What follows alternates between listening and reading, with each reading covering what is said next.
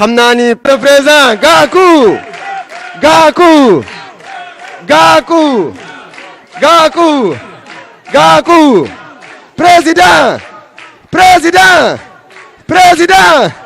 président vous avez la parole.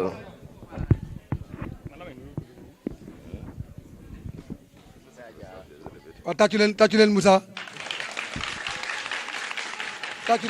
tàccu leen Moussa il est très fort hein.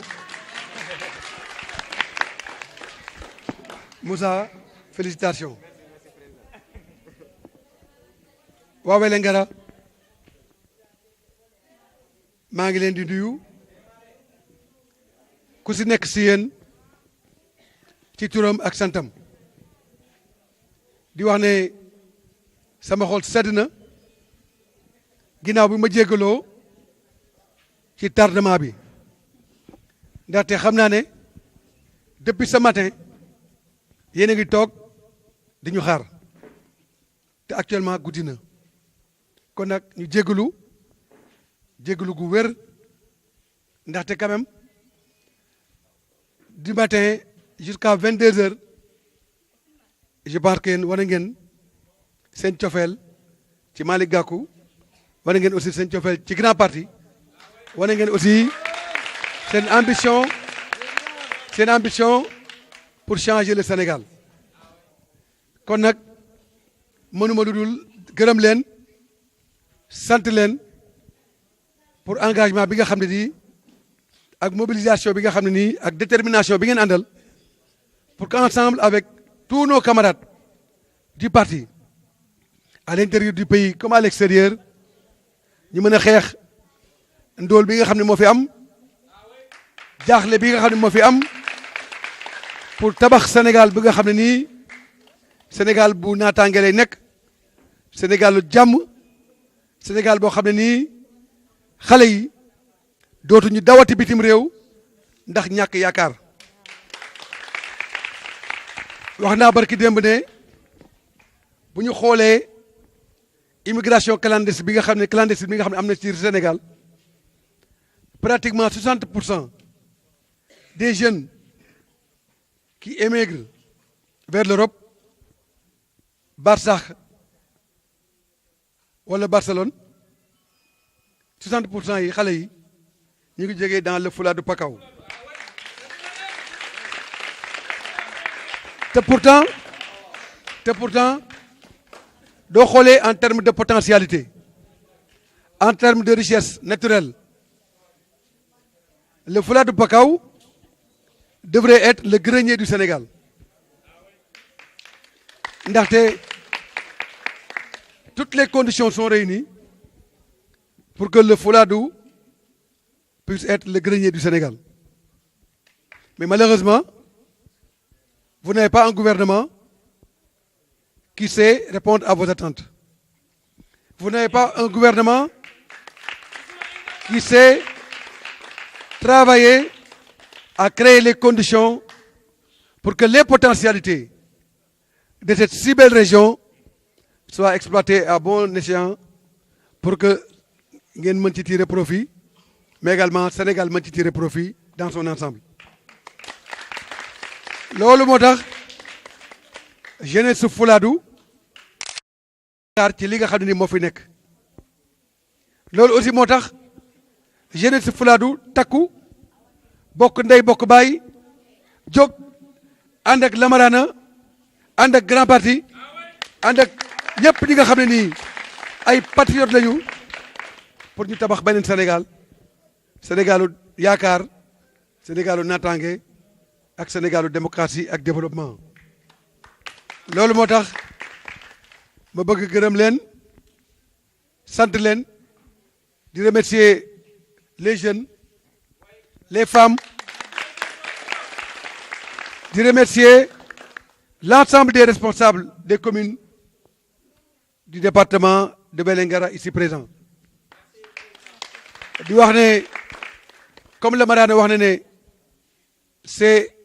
Vélingara qui élit le président je suppose que donc Vélingara m'a élu président de la République du Sénégal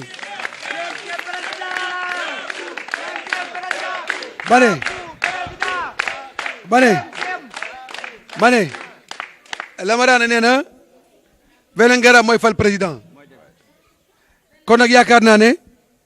bis ni que tey mën naa am yaakaar ne Lamarana ak Vélingara ak le département de Vélingara ak l'ensemble du Fouladou fal nañu président Malick Gakou pour mu defaraat Sénégal ma di leen wax ne du yàlla defee loolu am dina changer parce que li tax mu war a changer mooy bu ñu utiliser de manière efficiente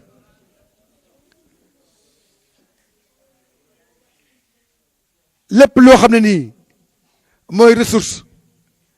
ci Fouladou je pense que Fouladou am na capacité yoo xam ne nii war na mën a jouer son rôle en tant que région agricole en tant que région industrielle tey jii adduna bi yëpp bu ñu bëggee développé wu dañuy jaar ci li nga xam ne nii moom la mooy seen doole amul benn dëkk si adduna buy développé wu te jaar loolu li nga xam ne nii moom mooy sa doole te doole Sénégal mooy lan mooy mbay mi te xam ngeen ne le Fouladou c'est une terre agricole au-delà d'être une terre fertile Fouladou est une terre agricole donc si on développe l'agriculture si on modernise l'agriculture si on rend l'agriculture performante en mettant à la disposition des populations de l'engrais des semences en les encadrant mais également en faisant en sorte que on industrialise les mécanismes du processus agricole, le Fouladou peut être le grenier du Sénégal, comme je l'ai dit tantôt. Et ce faisant, nous allons accélérer le processus du développement de l'agrobusiness dans cette région. C'est comme ça qu'on crée les conditions du travail. C'est comme ça qu'on crée les conditions du revenu pour les populations. C'est comme ça aussi qu'on permet de lutter contre la pauvreté et la précarité qui sévissent de manière foudroyable dans cette si belle région. Chaque fois que j'ai l'occasion de visiter le Fouladou, je suis impressionné par l'incurie du gouvernement en ce qui concerne la non prise en charge des préoccupations réelles de ces populations qui n'aspirent qu'au développement, qui n'aspirent qu'au bien-être social, qui n'aspirent qu'au progrès social. C'est la raison pour laquelle, dans le cadre du PAS, le programme alternatif Suxali Sénégal, nous avons mis en exergue toutes les expertises pour nous permettre, à travers une politique d'aménagement du territoire, de régler toutes les questions liées au sous-développement de nos régions. Et je suis persuadé qu'avec la politique d'aménagement du territoire que nous voulons mettre en exergue, avec la vision d'une agriculture moderne que nous voulons mettre en exergue, avec la vision de l'industrialisation de notre pays que nous voulons mettre en exergue, mais surtout avec l'utilisation du Made in Sénégal, le label Sénégal, la croyance aux valeurs du Sénégal, la croyance au patriotisme local, la croyance au déterminisme sénégalais, la croyance à ce que notre pays, dans son génie le plus supérieur, a de mieux en matière de créativité. Nous pouvons créer les conditions d'une économie performante, à même de soutenir les bases du développement économique et social de notre pays. C'est pourquoi Lamarana, encore une fois, maa ngi lay gërëm di la sant di wax ne je comprends parfaitement votre message. Vous avez besoin d'être rassuré, mais au-delà de vous rassurer, je vous assure de la prochaine victoire que nous allons construire ensemble avec les filles et les fils du Sénégal pour qu'ensemble nous puissions dessiner dans notre si beau pays les perspectives d'un avenir meilleur pour toutes les filles du Sénégal et tous ses fils. Je vous rassure et je vous assure de ma loyauté, mais je vous demande aussi de travailler à l'unité du parti dans le département de Vélingara. Parce que booloo mooy doole lu benn nit man ñaar ko dax kon nag demal seeti responsable yëpp ngeen ànd bokk ndey bokk baay liggéey parce que 1 plus 1 mooy 2 mais bu ngeen bokkee parti jubawu leen mais ñenn day ñëw seen victoire di ko nungu rek te loolu baaxul tey jii li am solo du ku giitu wala ku topp ci ginnaaw li am solo mooy naka la ñuy fexe ba jël palais de la république pour que nga am doole ñëpp am doole Fulaadu am doole ñu changer Sénégal te loolu il faut que département bi yëpp nekk benn kon nag ma lay ñaan nga jël sa bâton de pèlerin dem seeti ñëpp waxtaan ak ñëpp ngeen joxante loxo bokk ndey bokk baay ba bu ma fi ñëwaatee dinaa gis l'ensemble des responsables du département de la région dans une parfaite unité et dans une cohésion totale parce que ce n'est que ça qui constitue les gages yi nga xam ne nii mooy tax ëllëg ñu mën a am une victoire éclatante pour servir le Sénégal loolu daal laay ñaan bon nga defal ma ko mais bu dul loolu aussi sama xol sedd na gis naa sa taxawaay démb ñëw nga accueillir ma ba Kolda tey jii ñëw nga dajale mbooloo mu toll nii te xam naa ne bu ñu teeloon a ñëw fii yëpp day fees dell mais li am solo moo fekkoon ñaari nit it sama xol sedd na ndaxte grand parti dafa judd pour liggéey grand parti dafa judd pour liggéey te kuy liggéey nag du mbooloo ngay wut da ngay wut mbooloo bu am qualité mbooloo bu am valeur mbooloo bu am ambition mbooloo bu taxaw pour ànd bokk ndey bokk baay joxante loxo pour liggéey Sénégal kon nag maa ngi lay gërëm encore une fois di la sant di wax ne je suis fier de ce que tu as pu construire avec le parti et je remercie Dieu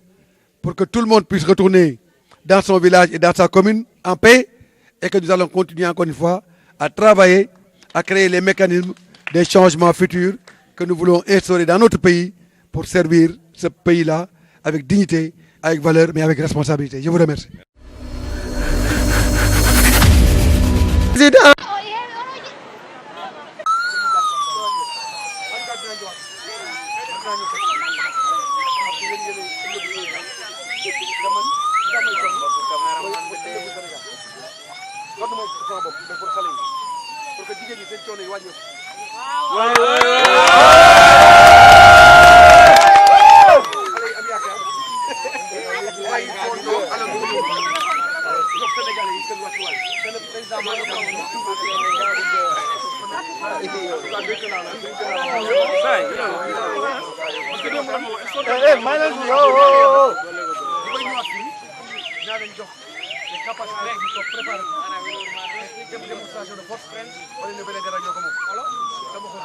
Vive le grand parti!